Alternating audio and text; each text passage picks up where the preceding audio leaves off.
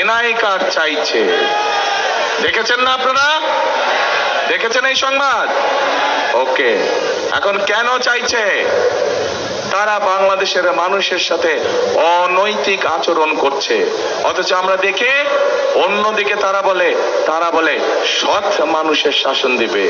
আরে ভাই, আপনার কাজটাই তো আপনি শুরু করছেন অনৈতিক বিষয় দিয়ে। যেখানে আপনি নিজেই অনৈতিক বিষয় দিয়ে কাজ শুরু করছেন, সেখানে আপনি কি করে আশা করেন, জনগণ কি করে আশা করবে যে আপনারা সৎ মানুষের শাসন দেবেন? নিজেরাই তো অসৎ কাজ করে বেড়াচ্ছেন। প্রিয় ভাই বোনরা, আজ তাই আসুন, বহু বছর, বহু ত্যাগ, বহু বিসর্জনের মধ্যে দিয়ে বাংলাদেশের জনগণ তাদের হারিয়ে যাওয়া অধিকার ফিরে পেয়েছে। কাজে এই অধিকারকে আমাদের যে কোনো মূল্যে ধরে রাখতে হবে।